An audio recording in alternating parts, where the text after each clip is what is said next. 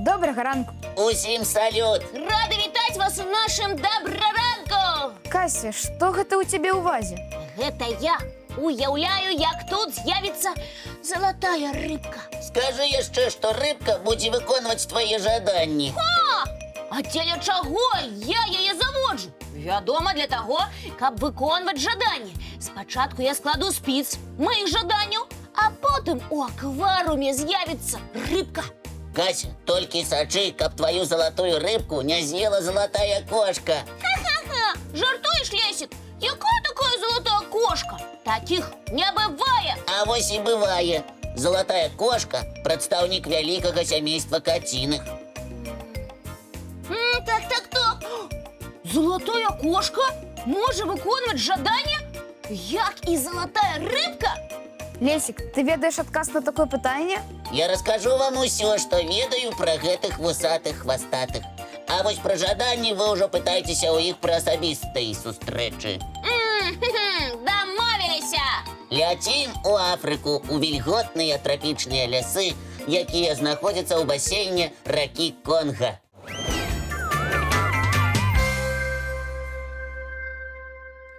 Зараз будьце уважлівы. Залатая кошка вельмі асцярожная і не любіць паказвацца камусьці на вочы.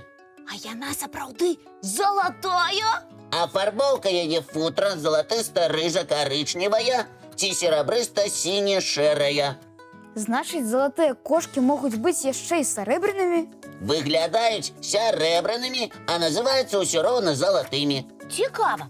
А такая кошачка любіць выходзіць на паляванне днём ці ў цемры? Яна мае цудоўны начны зрок, таму вельмі актыўна ў прыцемках. Але залатая кошка можа выйсці на паляванне і днём. А якія ў яе памеры?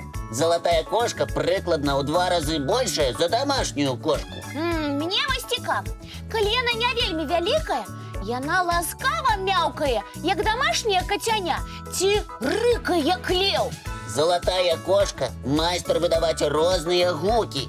Яна можа і ласкава мяўкаць, можа шыпець, шчоўкаць, ці ўвогуле імітаваць гукі птушак. Напэўна, яна вельмі хітрая, калі ўмее гаварыць мноствам галасоў. Сапраўды, гэта адна з самых хітрых прадстаўнікоў сямейства каціных. Яна ўмее бязгучна падкрасціся да здабычы і імгненна схапіць яе сваімі моцнымі лапамі. А каму трэба асцерагацца залатых кошак? Гэта кошка любіць ласавацца даманамі, дробнымі малпамі, грызунамі і яшчаркамі. Складана ўявіць кошку, якая спявае, як птушка. Аказваецца, такая кошачка існуе. І гэтым яна вылучаецца сярод вялікай колькасці суродзічаў.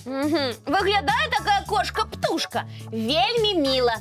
Адразу і не паверыш, што ў яе вострыя кіпцюры і моцныя лапы. Кошка вельмі скрытная, таму невядома, ласуецца яна зайчыкамі ці не. Лесик, не пужай, калі ласка. Вядома, не ласуецца. Толькі мне трэба даведацца, ці можа яна выканаць жаданне, як і залатая рыбка. Кася, калі не баішся, сама спытайся ў яе. Я нічога не баюся, але спачатку завяду залатую рыбку, а потым ужо пасябрую з залатой кошкай. А зараз прапаную зрабіць невялікі перапынак і паглядзець мультфільм. Дарэчы, ён пра сяброў. Глядзім!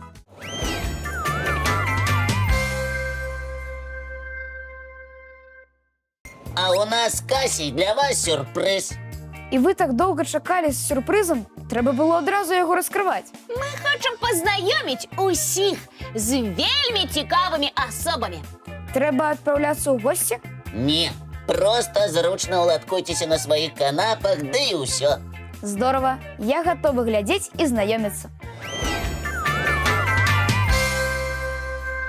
Калі прагноз надвор'я папярэджвае пра моцны снегапад, гэта значыць, што дзеці часцей за ўсё застаюцца дома. Лепш сядзець у цёплым пакойчыку і назіраць завею праз акенца. А вось для снегіроў, ці гілёў, якіх яшчэ называюць у Беларусі, зіма са снегам, завірухамі і вялікімі сумётамі – любімая пара.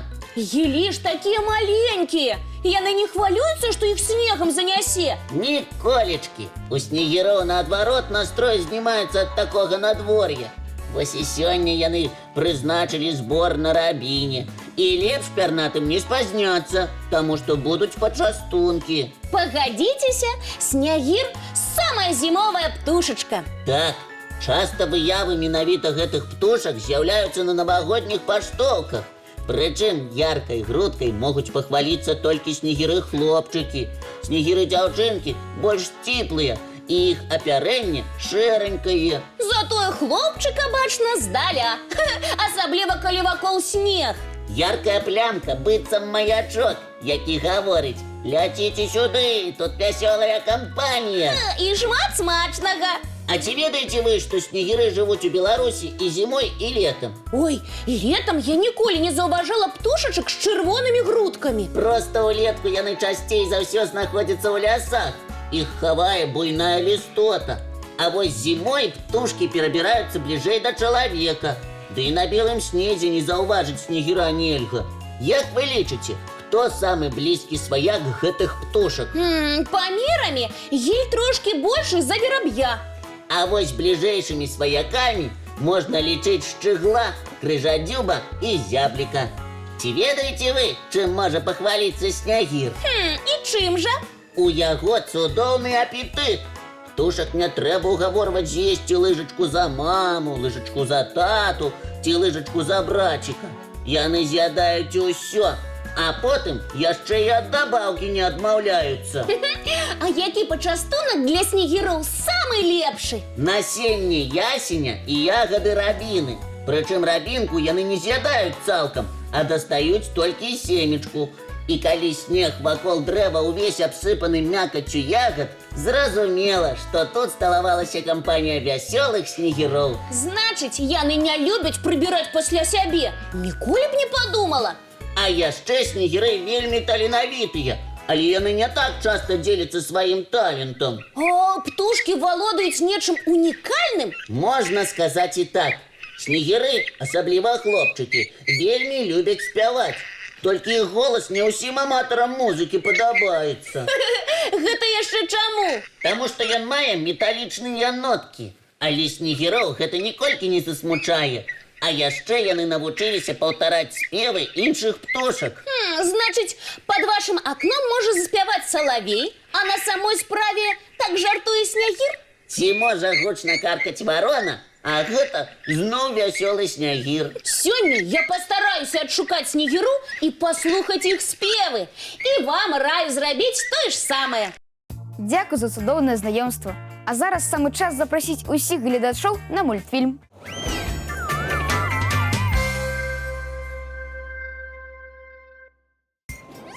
Хлопчики, ви заўважылі, як прыгожа зараз усё пакрылася льдом? Так, асабліва ранкам цікава назіраць, як блішчаць ільдзінкі на галінках дрэў. А вы чулі, што ў адным месцы зямлі утвараюцца ледзяныя валасы? Гэта ў кагосьці прычоска пакрываецца льдом? Зусім не. Каб прычоска не пакрылася лёдам, трэба абавязкова насіць шапку. А вось сапраўдная ледзяная прычоска пачынае ўтварацца пад пакровам ночы на тэрыторыі паміж 45 і 55 градусамі паўночнай шыраты. Лесік, не гавары складана. Ты зараз не на навуковай канферэнцыі. Што гэта за месца такое на зямлі? Што за градусы такія? Паспрабую растлумачыць прасцей. Калі будзеце круціць глобус... Глобус – гэта мадэль нашай планеты. Дзякуй, Алексей, усё правільна. Дык вось, пасярэдзіне праходзіць экватар. І тое, што вышэй яго, паўночнае паўшар'е. Мысленно падзяліце яго яшчэ на палову, і вось гэтая паласа і будзе тым самым месцам, дзе ўзнікаюць ледзяныя валасы. Растлумач, калі ласка, што гэта за з'ява такая? Уявіце, калі сонца садзіцца, на глебе ці галінах дрэў пачынаюць утварацца крышталікі лёду, а потым на іх пачынаюць вырастаць доўгія валасы. Гэта нейкае зімовае чарадзейства? Крышталі вырастаюць даўжынёй да 20 сантыметраў і маюць таўшчыню роўную чалавечай валасіне. Вось гэта прычоска! Але як толькі пачынае ўзыходзіць сонца, прычоска паступова знікае. Лесік, што гэта за фантастычная з'ява? Вучоныя да гэтай пары не змаглі разгадаць такую загадку. Магчыма, на крышталіках пачынаюць расці грыбы, якія і дапамагаюць стварыць такую незвычайную ледзяную прычоску. Цікава. А мне пасавала такая прычосачка. Кася, зараз можеш уявіць сябе з ледзяной прычоскай, а тым часам мы ўключым нашым гледачам мультфільм.